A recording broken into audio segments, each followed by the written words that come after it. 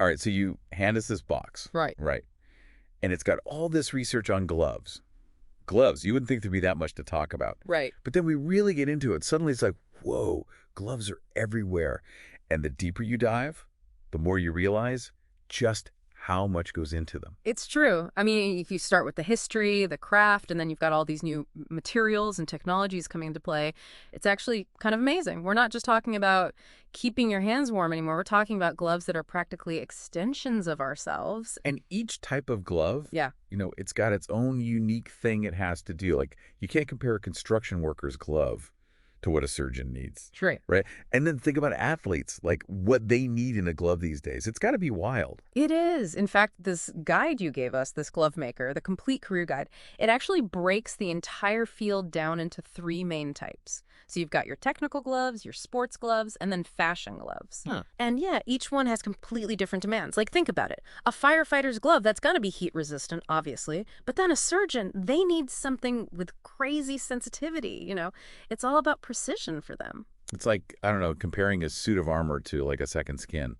And I'm guessing within each of those categories, like, it gets even more specific. Oh, absolutely. Take a golfer, right. I mean, their glove, yeah, it needs to give them grip, that feel for the club, but it also has to let their hand breathe, you know? And it has to be flexible. Or think about like a welder. Sparks, crazy heat, but they still need to make these super precise movements. It's actually amazing how they design these things, how they even know where to begin. It just goes to show you how often we just take gloves for granted. You don't think about it, but they're essential for so many jobs, so many things we do. But how often do you stop and think about the actual craft, the technology, all the stuff that goes into making them? And that's where things get really interesting, even all the latest trends. This guide talks a lot about the push for sustainable materials and how tech is being integrated, which is huge. Like, forget your old school leather and fabrics. Now you're talking about things like lab-grown materials that are made to like mimic natural ones, but without all the environmental impact. Lab-grown for gloves. You're kidding me. What about this technology stuff? Like, are we talking about gloves that literally have like sensors built in or something? Pretty much. I mean, imagine a surgeon, right? And their glove, it vibrates if their hand starts getting even a little shaky.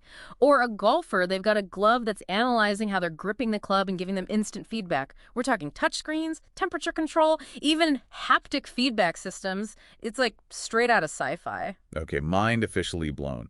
So how does a glove maker even keep up with all that? I mean, the skills you need to make a traditional leather glove versus one of these high-tech things, that's got to be night and day, isn't it?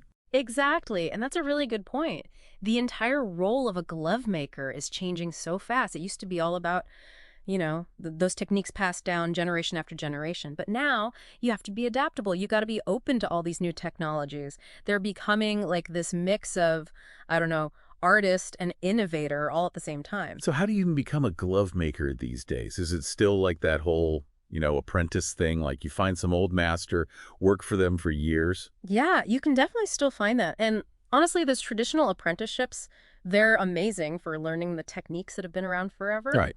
But like we were saying, the industry is changing, right? So there are more ways to get started now. Like, Sure. even in this guide, it mentions how design schools are getting in on it. They're offering actual courses in glove making. Wow, really? So it's not just like, here's a needle and thread, kid, figure it out. Nope. And it's not even just the old school stuff. They're bringing in like 3D modeling, material science, all kinds of things. So you could have somebody who knows how to work leather inside and out, but then sitting next to them is somebody who's like a textile engineer. Pretty much. That's got to make for a pretty competitive field. Oh, for sure. But it also means that everybody's got to bring their A game. This guide, it really emphasizes that portfolio, how important that is.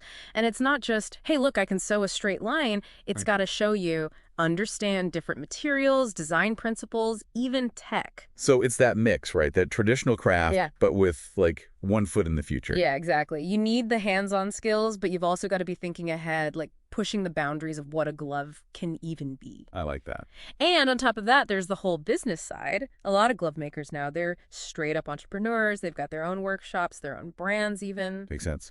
Especially with everyone wanting custom-made stuff, sustainable materials, all that. Like, people want something unique, right? Not just what everyone else has. Totally. And this is actually where something like that RoleCatcher platform comes in. The guide mentions it briefly. Have you heard of it? RoleCatcher. Maybe. Refresh my memory. So it's basically a tool, right? And it's designed to help people navigate these like newer career paths, especially in creative fields, glove making being one of them. Okay, so say I'm like this amazing glove maker, right? I've been doing this for years. I've got the skills. I'm even using all these crazy new materials. But how do I actually get my work out there? Like, how do I break into that world? That's exactly what RoleCatcher helps with. So imagine this. You've got your amazing skills, right? Mhm. But translating that into a resume, building an online presence, it's a whole other thing. Yeah, I can see how that would be a struggle. Like, making the gloves is one thing, but selling yourself, that's a whole other skill set. Right. So RoleCatcher, what it does is it helps you build that compelling resume. Like it helps you showcase what makes you, but also it uses AI and it actually analyzes job postings. What, like reads between the lines or something? Right. Kind of. Like it picks up on those keywords that you might not even think about, but that are super important to employers. So it helps tailor everything, make sure your application actually gets seen. So it's almost like having, like, a secret weapon, right? You're, like, decoding the language of job descriptions, making sure you stand out. Exactly. But it goes even further than that. It also does interview coaching, like Yeah. helps you anticipate those tough questions, get comfortable talking about your work. Because even if you're the best glove maker in the world, if you can't talk about it, if you can't sell yourself, nobody's going to know. Here, got it. It's all about making that connection, right? Your passion, your skills, the opportunities, they all got to line up. And RoleCatcher, especially in a field like lovemaking, can give you a real edge. You know, it's funny. We started with this, like, simple idea, right? Gloves. But we've gone from, like, the history of glove making to, I don't know, the future of wearable tech. Hmm. And it all kind of makes sense. It really shows you how something small, something we might think is ordinary, can actually be connected to all these bigger trends, like we were talking about. Sustainability, the way technology is changing everything, even what it means to be a craftsperson these days. And, yeah. And we can't forget about the people, right? It's easy to get caught up in the how, the materials, all that. But at the end of the day, it's somebody's hands making these gloves, Yeah, putting their heart into it. absolutely. And I think that's part of why we're seeing this like renewed interest in anything handcrafted. It's like Mhm. people want that connection. They want to know there's a story behind the things they buy. It's like, I don't know, the difference between buying a print or something mass-produced versus having a painting. Something unique made just for you. Yeah, exactly. And I think that's where the real future of glove making is, that blend of the old ways, the craftsmanship, but with all the new stuff, the tech, mass produced, but also personalized, that's where it's going. So I got to say, next time I put on a pair of gloves, whether it's for, I don't know, yard work or just to stay warm, I'm going to be looking at them a little differently. Me too. It reminds you, like, even the simplest things can be extraordinary. You just got to know what to look for. Well said. And on that note, we've reached the end of our deep dive. We've explored the history of gloves, the artistry, the technology, and of course, the amazing people who make it all happen. Who knew there was so much to uncover?